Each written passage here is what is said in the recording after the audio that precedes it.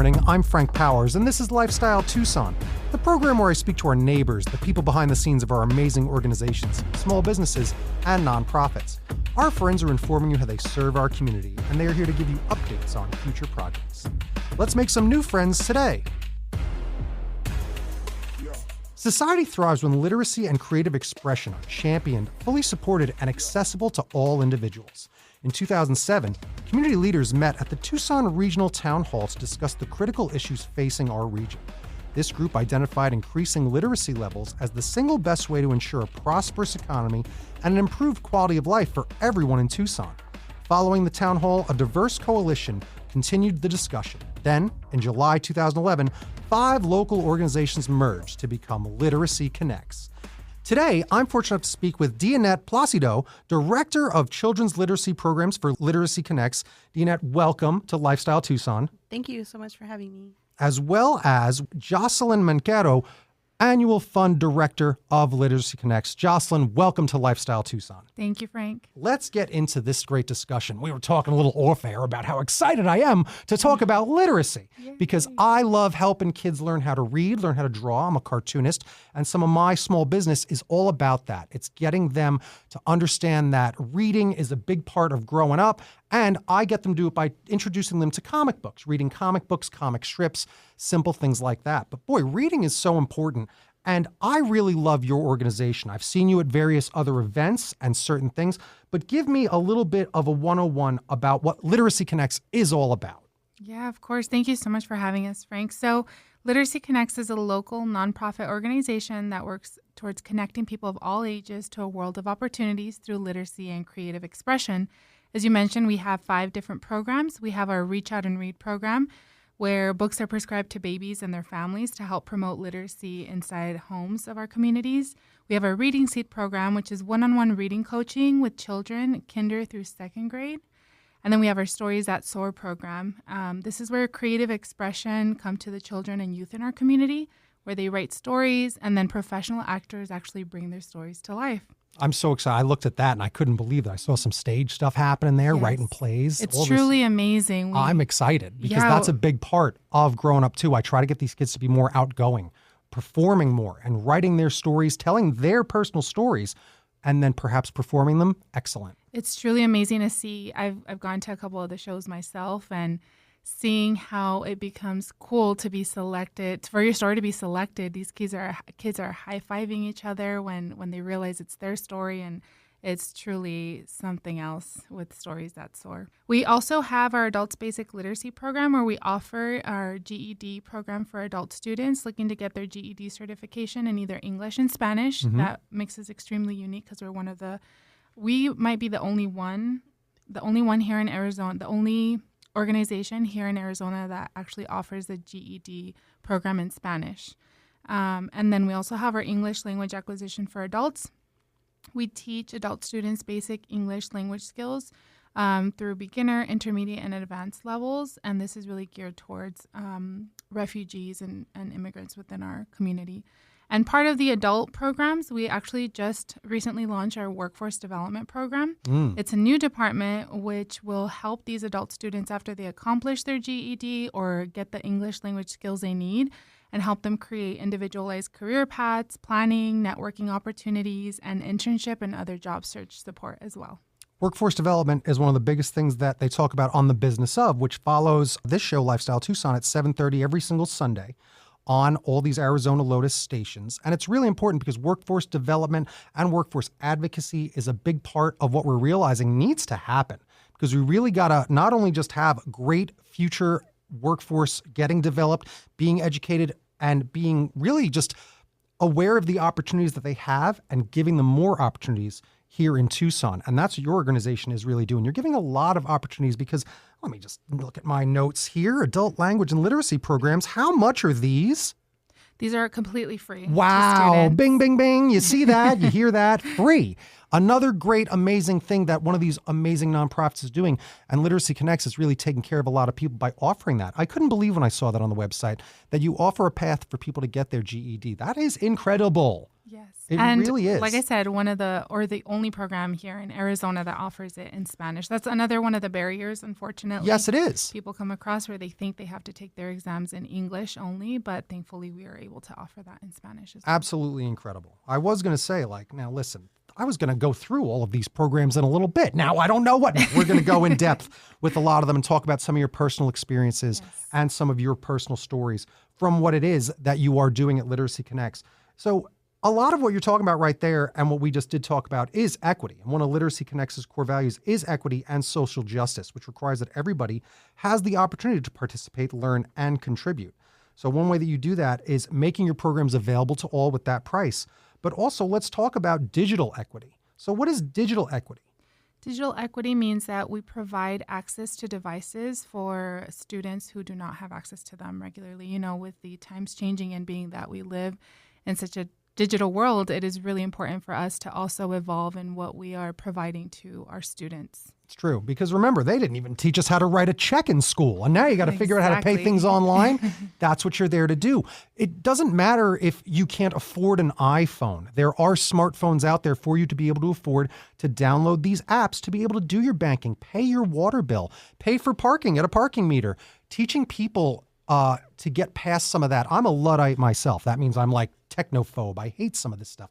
I hate making a new account and signing into things. Goodness, it's the worst, right? So but bad. Helping people get over that barrier because of either anxiety, fear of the unknown, you just sometimes need a helping hand, and often do need a helping hand. And that's what you're offering, because that to me was one of the best things. And equity is the big word that we're really talking about over the past, I'd say, decade maybe, where it's not just about equality, it's about equity. That's a big difference, that we're giving everyone these opportunities. And Literacy Connects is really doing that a lot with your great programs and this great website. If you want to learn more about all these programs, you can go check out the community resources over on literacyconnects.org, because they just have phone numbers for you to get involved and get in contact with reading and writing or math for your GED tutoring for adults. English classes for adults has a phone number for that. There's the Spanish version of that as well. You got free homework help. What an amazing service that you provide, free homework help. Can you tell me a little bit about that? How does the free homework help work? It's all part of our adults program. So Yeah. I will say, when I speak to the volunteer coordinators, for example, they really truly make sure that if they see somebody wants to pass one of their exams, for example, they will sit with the students one-on-one and making sure they have the support they need to achieve their goals. It's just something where I will say our tutor volunteers go above and beyond to help those adult students that need a little extra support outside of the class time. Yeah. Asking for help is sometimes the hardest thing, Yes. right? Seeking an education is very, very important. Yes. And getting help with that education is the thing that you need the most help with, because you're going into a world of the unknown, And right? so many of our adult students actually share that with us, that they hesitate the first day they're in the parking lot about to go into the doors and think there's sometimes shame that even comes with asking for that help, or, I don't know, being a certain level in any material in school or language literacy. So we're so happy that they don't listen to that negativity per se, and that they actually go through with asking for that help and coming to Literacy Connects for that. Yeah, don't let preconceived notions stop you from chasing a dream or bettering yourself. Because I always tell people this, just advice. Everyone has to work on their sense of dread. Everyone thinks it's going to be the worst thing ever, no matter what, even if it's a divorce or a breakup. And then when things do go that way, whether you do lose your job or something bad happens, then you might find out later, it's like, turns out that was the best thing that could have happened for me, because it opened an opportunity. So don't think that it's going to be the worst. It might be the best, and that's what people don't think of. They often don't think of, this could be the best thing. Instead, they think, I don't know, I'm scared of going in there. This could be the worst thing ever. Now, don't be afraid of a dark room. You got to go in that room. The light switch might be right there. And that's the way I look at things. And I really like that you brought up the community resources page. And I think along the lines of this conversation about help, we do offer so many different opportunities, programs at Literacy Connects, but we know that we're not the end all be all. So we're willing to ask for help from the community too, and link other organizations, partner organizations, to in case that we aren't able to help a particular community member, we can put them in touch with who can help them within the public library system or a family resource at a school district. We're always partnering with other organizations and really want to help spread the information about who else is helping build community members to be their best. Knowing's half the battle, yo Joe. And the best thing about Tucson is, again, the neighbors and the community.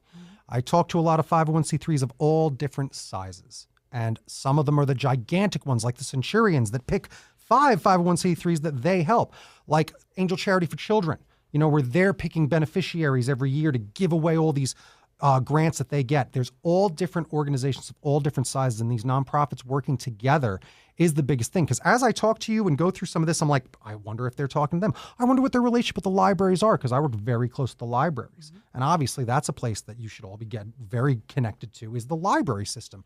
The Pima County libraries are gorgeous and newer than everyone realizes.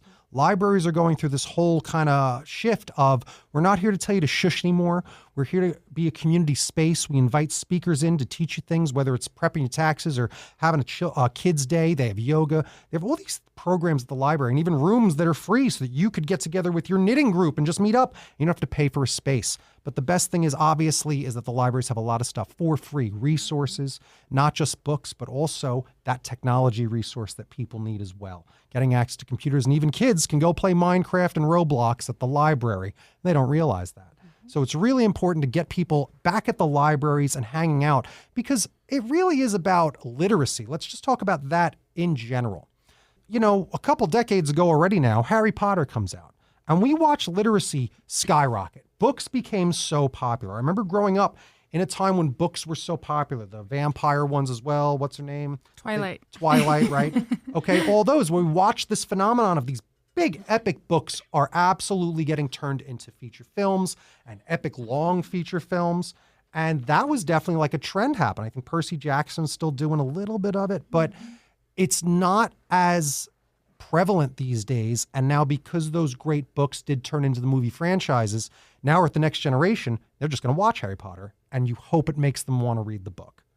How much have you noticed the change in literacy over like the past decade? Has there been a drop? Is there more? Because I feel the phenomenon of getting kids to read again has dipped a little since the Harry Potter phenomenon. We do see some different trends in the popularity around some of the series and young adults books. However, at Literacy Connects, specifically within the children's programs, which is where I live, we're seeing pandemic learning loss. Right. That's kind of the big buzzword at education roundtables and what are we going to do, because third graders this past school year, we know that third grade is that marker that they need to be reading by third grade in order to move on, and those are predictors for future success. Those third graders did kindergarten on Zoom. Right. So the teachers are working so hard to help bridge that gap that some research says puts us back about 14 years.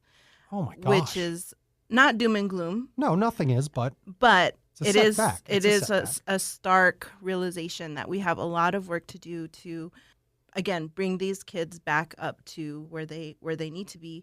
And I think part of that is getting them excited about reading, and reading for fun or for just information gathering, meaning making. And that's what we do in Reading Seed, one of the children's literacy programs.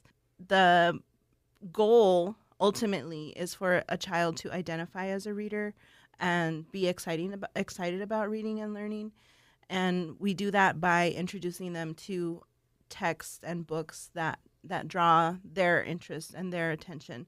So I love hearing about your projects, because we train the volunteers to also be excited about their interests and what they're interested in learning about, because that is going to make that little spark. And we do professional development and ongoing learning opportunities with these volunteers to draw parallels, where say, like, my kid is only into dinosaurs. It's like, well, what can we do to honor that interest, but then also kind of expand on it a little bit? It's like what if we explore dragons this week? And that kind of opens a whole new realm for this child, and then we go a little bit deeper and say like Eastern dragons and Western dragons, and now we have a new fantasy lover. Yeah. So, and this is happening with really young learners because we work with kinder through second graders, and what we also train volunteers to understand is we want them to gain meaning from the text. We as literacy lovers and bibliophiles want kids to also love to read like we do, but there are plenty that aren't going to, unfortunately, or fortunately, but they'll still be really productive members of society and know how to read the signs so they can drive cars, and going back to the digital equity, they can download apps and create accounts, and or read a map. Those are all things that we teach our volunteers, train our volunteers to say, this is meaning making, this is information gathering, and it's just as valuable as reading a book cover to cover. And if a child is already maybe on the lower end of whatever measurement tool that particular school is using, they may have a negative connotation with reading because they have to read out loud or read with a teacher counting how many words they're reading a minute. So what our program does is expose them to meaningful, fun, strengths-based, your important opportunity to interact with text. That's very important because, again, what you're even saying when you're talking about reading maps, reading road signs, things like that, like that's literacy. Absolutely. Right. So that's very fascinating. Even again, as I was talking about being a Luddite, just being able to do the banking, that's literacy. Mm-hmm. Literacy is more than just reading words, as you're pointing out, right. Which is a good thing to point out. And research shows that early literacy skills, that's the foundation for all future learning. Mm-hmm. Math, science, approaches to learning, all of these, different subject areas and education buzzwords. The first few years of school specifically, you're learning to read. And then once you cross that third grade threshold, now you're reading to learn. So that's why it's so important for children to be able to have the skills necessary to decode what it is that's in front of them. Because once we pass third grade, now we're not working on those foundational comprehension, vocabulary, fluency skills. We're reading the heavy stuff that you're gonna have to learn, that you're gonna have to be able to understand, so that you can eventually pass some tests and write a resume and get a job. Well, I'll tell you what they really need to learn how to read for, so they can level up on their own when they're playing Super Mario, and I don't have to read all the text to them. Yeah, there you because go. that's what I was doing. My nephew he was getting frustrated. He goes, I don't know how to read that, and I'm like, well, then slow down. Why don't we try to read it? And I was teaching him how to read playing Super Mario because we couldn't get him to sit down, whatever. But then we're doing something. He's annoyed he couldn't read the thing. And I'm like, well, then why don't we try to read this instead of read? Oh, you don't want to read that? Well, then this is what we're going to read today, and let's do it. And no fighting. Absolutely. Was happy to understand it. Understood like what was now going on. He goes, oh, that's why this. And that's how you learn the moves.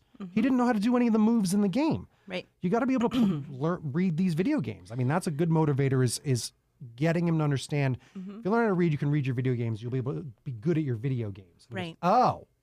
And that's something that we talk about too, is the information gathering. That reading isn't just reading a book cover to cover. It's all around you. Reading a menu at your favorite restaurant. For my daughter, who had the skills but was like a little reluctant to read a little bit, it was the Squishmallow bios. Oh, that'll get it. There you go. Brilliant. She wanted to know her Squishmallow's name and their hobby and what they were into. And once she found out that all of these little toys came with a story, a little bio, that was like a light bulb for her. Yep. And that was really interesting to see happen in front of my eyes as, a literacy professional. We have tons of books at home. We talk, we sing, we read, we play.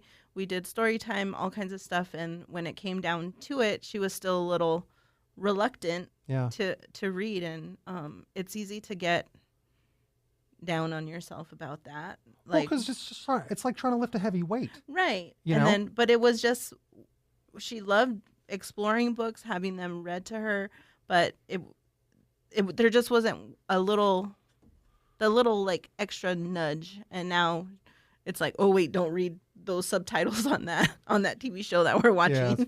Yeah, that's funny. Yeah. To find out what in her world, not that she needs to know.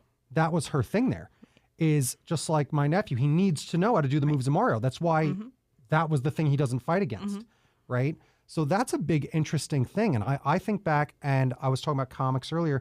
The reason I'm so verbose and well-spoken is because of Batman comics. Batman comics are written for an adult and a 10-year-old at the same time. So they did not write them down. When I would get to a word like infinitesimal, I'd have to look up what that means or ask my dad what that means.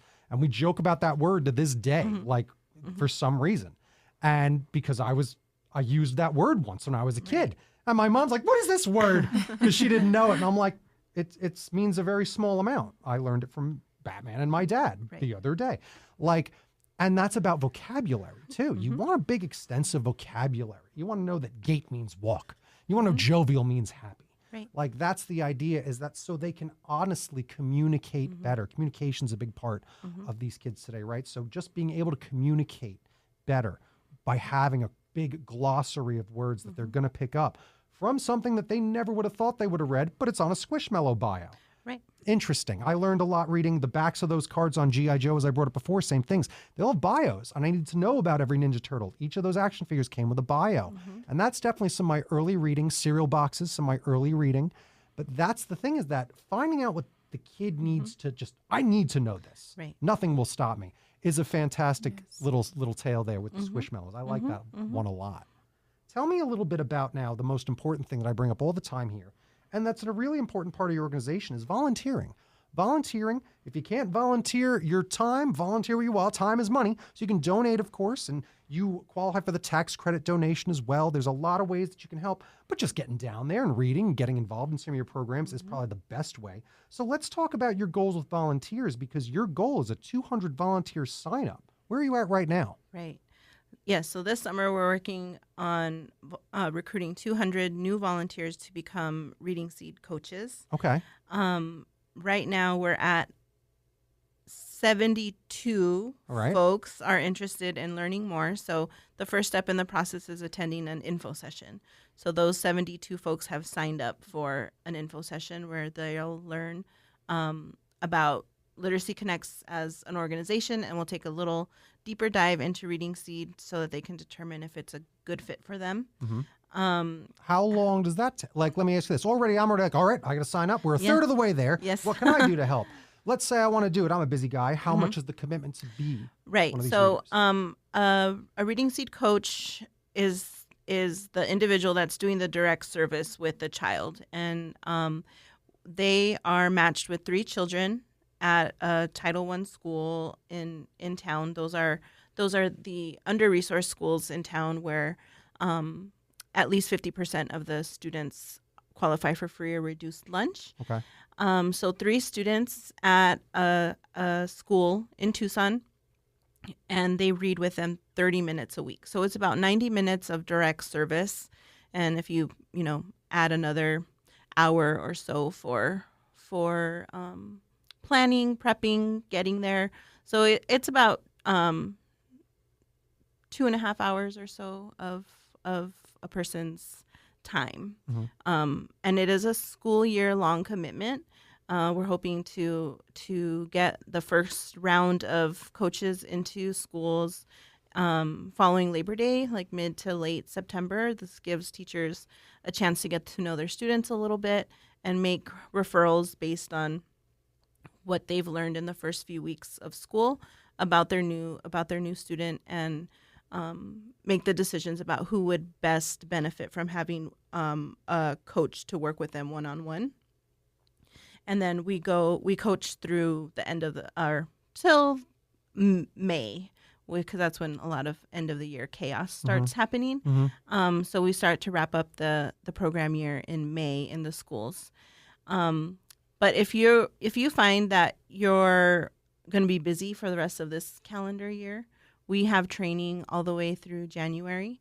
If you're a winter visitor or you're just traveling a lot this summer and fall, we still invite you to sign up for an info session, sign up for training if it is something that you'd want to do, because we need coaches all year round, and we'll send folks into the schools as late as early February so that they can get a good 10-ish weeks with their students. That's huge. And one thing that I haven't mentioned yet, which is an equity piece, is access to books. Mm-hmm.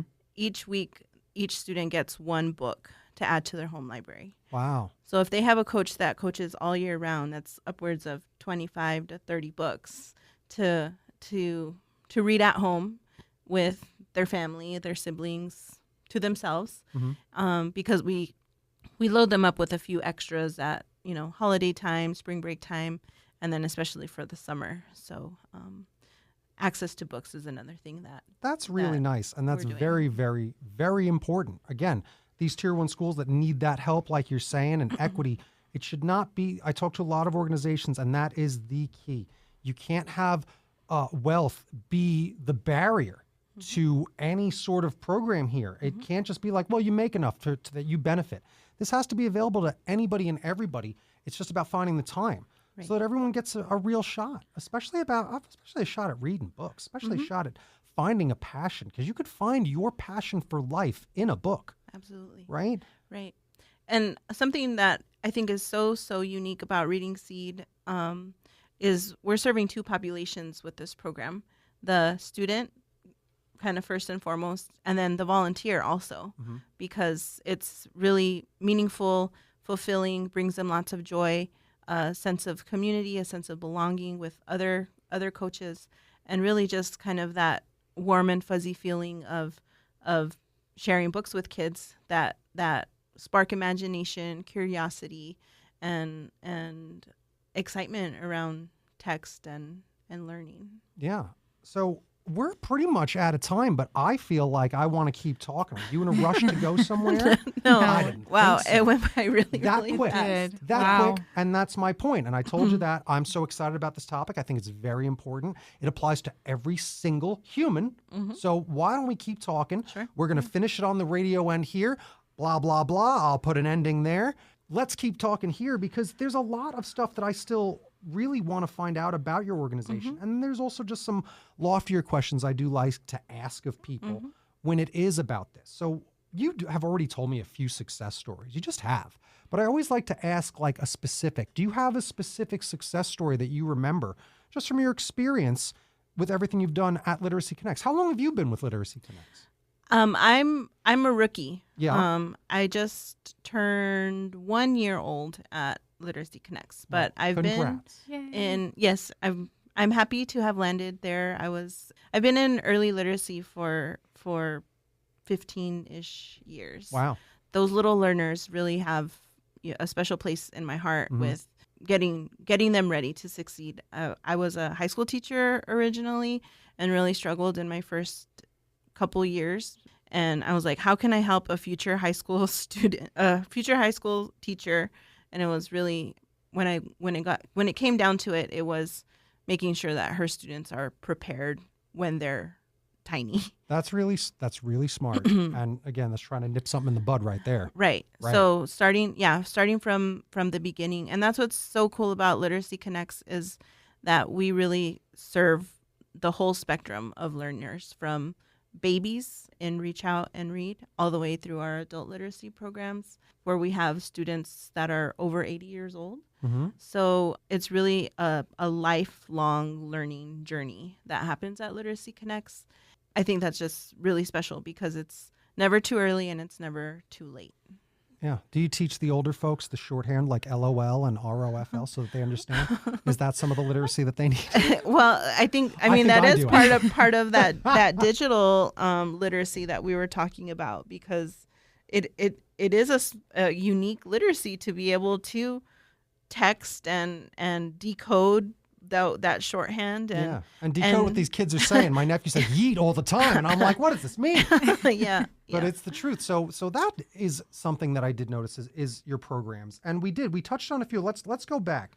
So we've talked about the adult language and literacy programs, how you can get your GED. We talked a lot about that. We talked about Reading Seed. What about Reach Out and Read? Sure. Reach Out and Read is actually a national model. Okay. And how this program works is we support pediatric clinics with books and resources materials. What the model calls for is prescribing books to children and families. So after each well child visit, the pediatrician gives a book to the family to take home. And throughout their checkup, they're talking about the importance of language and literacy, especially in the early years. First 5 years is prime time for language and literacy acquisition. So it's a national model, and we work with 58 clinics in Southern Arizona and provide thousands and thousands of books to those clinics, who then distribute them to their patients. It's really neat to hear the stories that come back, where they're able to use the books as tools during their checkup, as kind of like a medical device, where they're looking to see, is this child holding their book really close? Do I need to take a closer look at their eyes? As they get older, looking at the pincer grasp and the book handling skills when they're turning pages. So they're using it almost like a diagnostic tool in their well checks. So that's really neat. And then I've heard parents say, "Oh, my kid goes to a Reach Out and Read clinic, or we get a book at all of our checkups," and it really kind of helps ease the "we got to go to the doctor" conversation with a little one, because they know that they can expect a book at the end of their visit. My mom did this. I'd get a Slurpee. That was when I would get a Slurpee, go to the doctor. And the dentists know this too. You go to the dentist, you get a toothbrush, and you get maybe a little trinket. Like that little gift is a big part. And the gift of a book is a really big deal. A lot of people also don't realize this. Like, remember, the thing about a book is, much like a movie, it's very reusable. Because I want to read that book again. Read me my favorite book. Over and over. Yeah, just like a song. There's so much research about repeated readings and the benefit that it has, especially for young children. And it's, as a parent, it may be like, oh my goodness, I can't read this book for the 80th time this hour. But every time you're reading, they are picking up on new nuances in your intonation, picking up on new vocabulary words, or making connections to when you may have used that word in another scenario with them, and say like, oh, I remember that from, kind of similar to your Batman word, right? And using it in everyday life. So it is really important to do repeated readings with little ones. The references in reading that you don't really realize, like my friend's daughter, she is obsessed with the Percy Jackson books. Well, guess what she's really good at? Ancient Greek history and God. She knows all about all of it, because then she's followed that little branch to a new thing to just learn about all of them. And I did that with Wonder Woman. You learn, and Thor, you learn about Greek gods, you learn about things through Marvel Comics, through DC Comics, that it can start that. You know, Hercules is in Marvel Comics. Who's Hercules? Like, they will take some of those fictional characters that exist in history and make them Marvel superheroes or make them DC superheroes, that you can then learn about the lore of some of these characters. And there have been comics, like I was saying, about the League of Extraordinary Gentlemen, where it is like the old characters that are in the public domain that we're allowed to use and tell stories with. It's fascinating to, again, just get these young readers into it that way, almost trick them with a superhero, and then get them onto, like, now here's ancient Greek history, and mythology. So fascinating stuff. Let me swing over to you, Jocelyn, and ask you, since your role, how long have you been doing your role? And let's talk about just some other ways that you're doing some events. If you have any other events that are coming up and what's going on, because you're the fund director, you're trying to raise as much money as you can here. So how long have you been doing that? And what are the best ways that people can help out? Of course. I'm also a rookie along with Dianette. I am 9 months into my role at Literacy Connects, but I always say that it's really difficult not to fall in love with Literacy Connects and all the work being done, and just the passion behind the volunteers and hearing some of these student success stories is what gets us all through our days there and continue also going above and beyond and being inspired by them. We do have a couple of different events throughout the year. One of our biggest fundraisers is actually Get Connected, which happens in the springtime. If you're interested in learning more about that, please visit our website. And we always say that there's time, talent, and treasure that somebody can give back. We're not just looking for perhaps the monetary, which is a lot of misconceptions about nonprofits, but we're actually really looking for the time because we know that time is extremely valuable and something that we're looking to get from volunteers in all our different types of programs. Whether you are good with children or you feel more comfortable in an adult student environment, we have something truly for all, both on the student side, but on the volunteer side as well. It's a big deal to get involved. I always try to, if you can't donate money, or if you can't donate your time, donate money. If you can't donate money, try to donate your time. That's why they say time is money. Exactly. And I'm sure that there are ways that this works out into like, oh, I live in this area. They're not going to send you Sarita. You know, Right. You'll be able to maybe stop on your way back or during your lunch or on your way back from work. They're going to work with you so it's easy. And it might just be something that just fits seamlessly into your life, but you'll never know unless you inquire, find out, and get involved. Yes. Plus, again, maybe you have kids too. What if can families get involved and read to other kids? Like where it's not just an adult, it's an adult and my daughter, and we're going to go read a book. Does that make sense? Does that happen?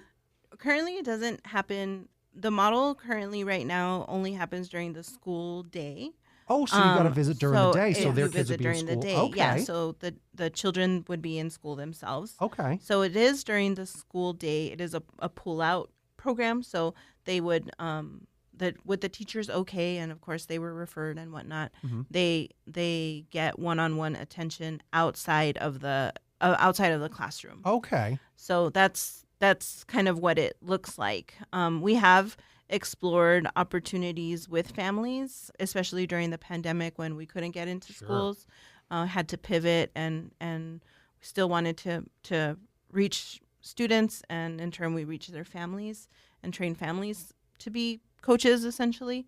The need for that has shifted, so we're kind of going back to our traditional model, but that's not to say that wouldn't happen in the future. Right. Like I'm just thinking of like, I know that there are other parents out there. So yeah, if you have a little one that is under 5, maybe they're not in school, I don't think you'd be turned away if your kid shows up and you're both right. That's probably a possibility. Yeah, we could explore something like that. Yeah. Like that's the thing. Remember, rules aren't set in stone. I'm already changing the things for Literacy Connects as we're talking on the radio.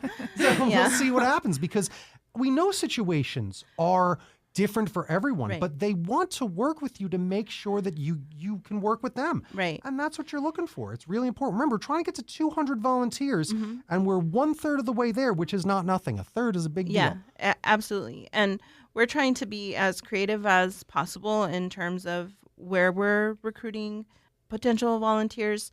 Currently, our core is of a certain demographic that has time and, extra time on their hands, retired folks. Yes, 100%, because people should do that. And we're so grateful for them. Yes.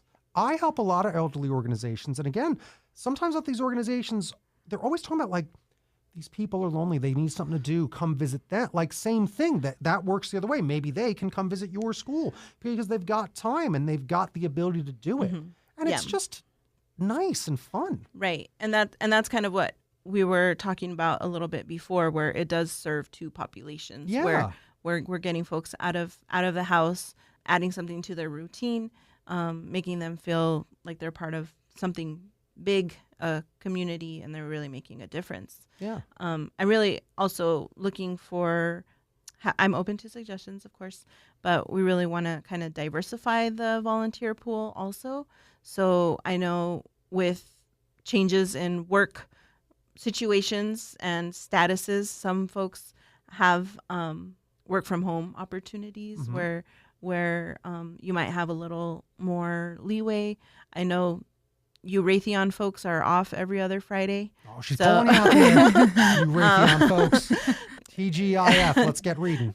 And so just thinking that there are some unique work situations where we can hopefully work something out with your schedule at a school, early morning, a little later in the afternoon, maybe an extended lunch one day a week. the day that you work from home, perhaps. Yeah. Or, so we're just really open to inviting anyone who is willing to make the commitment and really be open to having something. They obviously have something to offer the children, but are willing to be open-minded and willing to learn from the kids themselves. Yeah. Because that's something that a lot of volunteers share, is that I didn't realize this, that, or the other about myself, or they taught me about black holes, and I only knew that they existed. I didn't know the physics behind them. So, yeet. It's true. So, like, that's the thing, is that you can learn a lot from these kids, and you can learn a lot just by, again, hanging out as a guy. So I taught in high school as well. It is a challenge. It can be such a challenge. And it really is. Get them when they're young, get them involved, get them excited about school, get them excited about learning. That's one of the big things, is that old stigma of like, oh, learning, boo. Like, a lot of that I feel went away. And then I feel like I've seen some of it kind of encroach back in, where, again, like, I watched an era where it was really cool to read. It was every kid was reading and talking about, did you finish it? The lines are out the door. They're releasing the new one. Even for adults, Game of Thrones was a huge reading opportunity until the show botches it up for everybody, right? That's the thing about it, is that take advantage of these stories and these books, and really, again, the origins of a lot of your favorite things do start as books, as comics, as short stories. A lot of movies are based on the short story blank. Right? Very, very accessible things that are going to open your world and really let your imagination happen. That's the best part about reading, is that there is the mixed media of it. Like when I read the X-Men, I hear the animated cartoon voices when I read it, right? But then there's the things that don't have that modern stuff, and your imagination just runs wild. Right. I do really remember the summer reading. I have a couple of the summer reading books where it is just like, and even again, I'm a nerdy guy, like growing up, and still wasn't the biggest reader. I remember when I read The Giver, and I remember when I read Secret Kingdom for Sale, I think it's called. And I remember these books to this day. I even was in Bookman's, and I went and got a copy of that book that I read in 8th grade, because I just remember it. And you think you're not going to like something or whatever, that's a long book. And then there you are in 8th grade, and I'm like, I can't put this book down. And it was the first time I really realized or felt I can't put this book down. You know, and it was a fantasy book, and I'm not a big fantasy guy, but it was so page turning. It was just, I couldn't stop. Turns out I found out that there's 2 sequels to that book, and I found them in Bookman's, and I'm going to read them. Well, it's this book that I found when I was in 8th grade that was the summer reading, that now I'm like, there's sequels to this? Wow. I got to reread this stuff, right? Yeah. So to even rediscover reading again as an older guy, it's been important. And let me actually touch on that, because we still got plenty of time. Have you found reading in your own lives to be a little more difficult as you've gotten older now, because of the stupid phones and because of this technology stuff? Like, I've found, I'm like, wow, I don't read as well as I used to. I read 3 pages and I don't remember what I read. I thought about 30 things during that time. I was distracted. It's hard for me to read like I used to. So it's probably good to get reading, to get in that habit, not just be flipping on the phones and looking at Instagram nonstop. I have this huge library that I walk past every day. And sometimes I'm like, you know, you have all this. And I will remember, like, take a book off. Let's go. And just start reading a book. I'll say 1,000%. And it's so easy to access so much information so quickly nowadays, that when you were describing that story with your nephew and then with your daughter, Dianette, I came to terms with myself how much I skip over small text sometimes. Or you're reading the description of some, even when I'm scrolling through Instagram, if the caption is really long, I'm like, I don't have time. Yeah, you think you don't have time for that. And as I'm listening here, I was thinking about those light bulb moments where, when you realize how literacy is truly connected to everything in life, how much the world around you starts changing. I always say that as an adult, I didn't realize how much I would take for granted the fact that I can know how to read an email or put together an email, compose something, write a piece. And a lot of adults really can't say the same.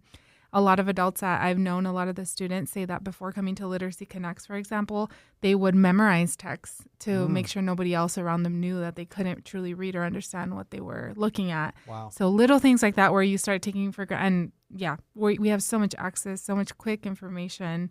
available to us that I think it does definitely impact. And then you kind of find a love for recently I found a book where I was like, wow, I forgot how much I love like young romance stories. Right. So I picked it up and I was like, it truly is about what is interesting to you and what you want more knowledge on. So Saying that, it just makes me think of something. What would you say to any adults out there that are maybe suffering from that, or older folks? Like, don't be ashamed. How about that? Let's try to take some shame out of these people if they're feeling it. yeah, don't be ashamed. And then also, it's never too late. I think one of our students is actually around 82 or 83 years old, and there's absolutely nothing wrong with that. I think that no matter what age or stage you're in life, literacy will always be something important. Yeah. Yeah. Yeah. Yeah, I think what you're saying about the device, the phone, there's just something so magical about actually holding a book and turning a page, because now there's a device for reading, right? Like a Kindle or another type of tablet. Those I like. Here's the difference between that and reading on your smartphone. Your smartphone, you get notifications, alerts, Right. phone calls, anything Distraction. distracts Yes. you. And that's what we're trying, like, don't get distracted. Right. If you can put your phone in the other room and pick up a book, that's a big difference. If you're on a Kindle, you're not going to get little beeps and Right. dings about it. You are Yeah. just reading.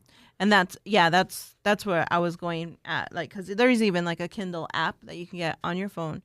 And yeah, I've used that. But then at the same time, then you get a notification or your phone rings, exactly what you were just saying.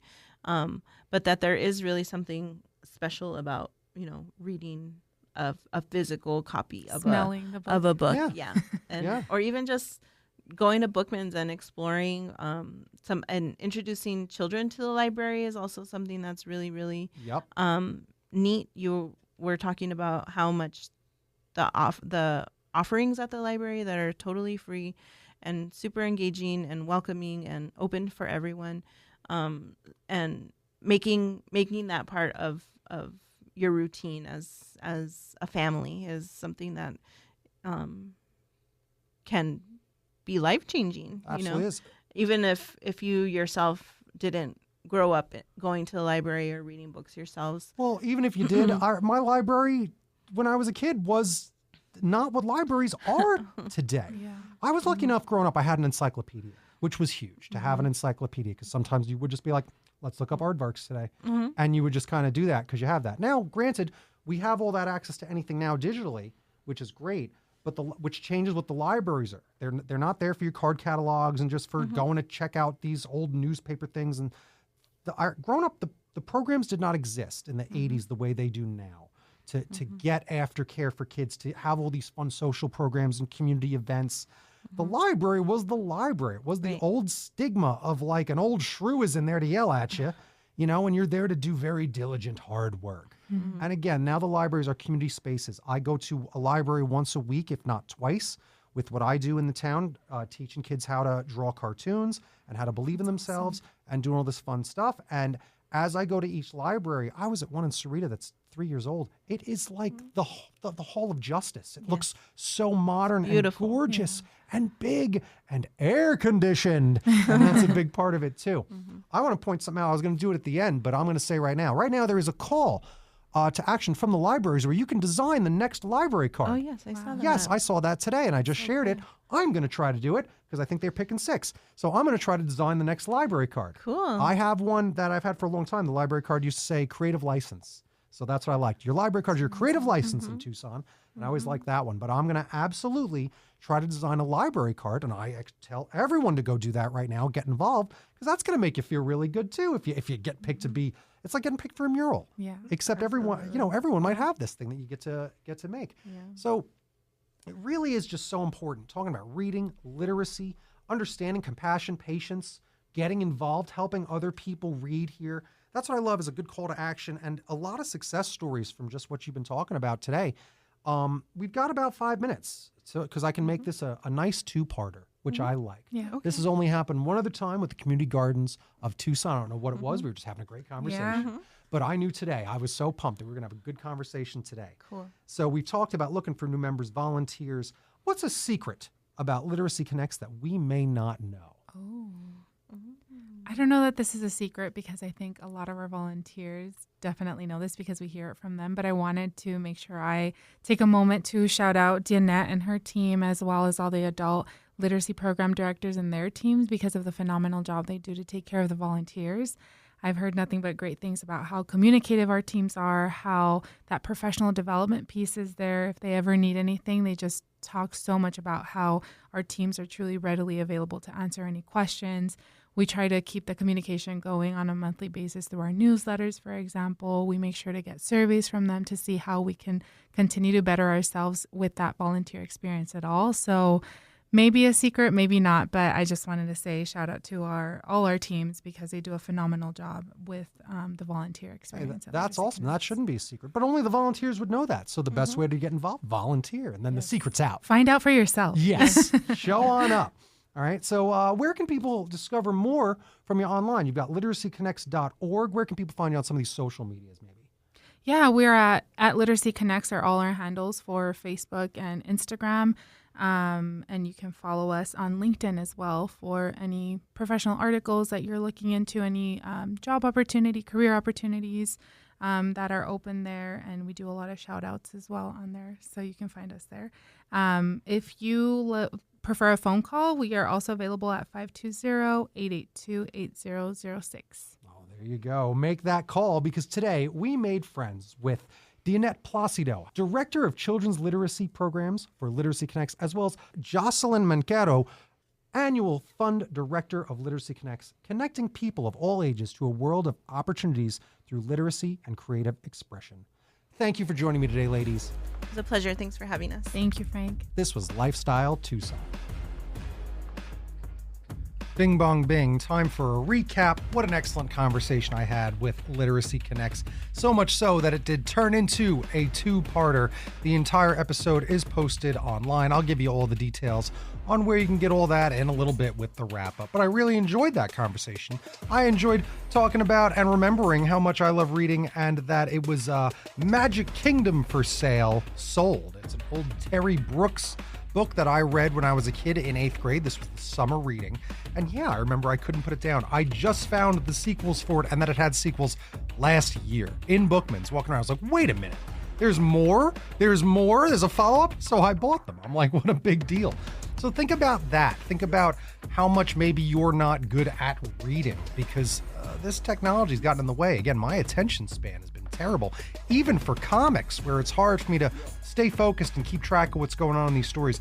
I really gotta, set my technology aside and find time to read. Even if it's just that 30 minutes, even if it is the trick before bed, if you do get tired, then use it. And that's a way to do it. Because just the amount of baloney that I'm flipping through on Facebook, Instagram, and then you do realize like, boy, the day's getting away. I really do sometimes would rather wish I spent my time better. Like even if it's a book about self-help stuff or business, remember, not everything needs to be fiction. You get that nonfiction as well. And just get involved to better yourself, know yourself. My favorite thing to read are biographies as well. And reading about your heroes is a big thing to do. So I just can't recommend it enough. Go to the libraries. They're just great and new. You can get things digitally. You don't have to go to the library. You can request things and get them digitally sent to you. So that's another thing. I'm just a big advocate for the libraries. And yes, right now is your chance to design a library card. So go ahead and go look that up. Just look up Pima County Design a Library Card. You'll find all that. But really the conversation here is to focus on Literacy Connects. So let's just recap real quick that you can find out all the information you need to find over at literacyconnects.org. Maybe go look to get involved over at LinkedIn. They're hiring a lot. That's pretty good. Giving a lot of shout outs. They're at Literacy Connects on all those social medias like Instagram and stuff. And you can give them a phone call at 520-882-8006. So get involved, read to kids, all right? If you've got some spare time, all you Raytheon folks, she was saying, you have those every other Fridays off. Well, don't feel too guilty because there's a lot of things I always ask you to volunteer for. But find the thing that you want to volunteer for if you have time, whether it's petting a dog or helping an older folk or helping the younger folk. That's what you got to do, all right? Spend some time if you can for someone else. It feels really good. It's really rewarding. Again, much like my guilt for not being a big brother for Big Brothers, Big Sisters, which I'm going to have them on soon and probably finally sign up and do it. I really should get involved with Literacy Connects and maybe some of these things can stack, right? Maybe you be a big brother, and then you can do some Literacy Connects, read to kids, and then maybe everybody gets involved at a big community organization event at some time. I'm trying to connect all the dots for the great organizations that I meet, and maybe we'll see if I can make the patterns work. But I want to thank our new friends at Literacy Connects for joining me today. You've been listening to Lifestyle Tucson. If you're a nonprofit that would like to be on the show, email lifestyletucson@gmail.com. For more information about this program or to listen to something you may have missed, go to the Sunday Mornings page on klpx.com, kfma.com, mixfm.com, or espntucson.com. You can also subscribe on iTunes, Spotify, and Audible, or wherever fine podcasts are well read. Follow on Facebook, YouTube, and Instagram at Lifestyle Tucson, because I'm your BFF, your best Frank forever, Frank Powers. Toot toot Tucson. I love you the most.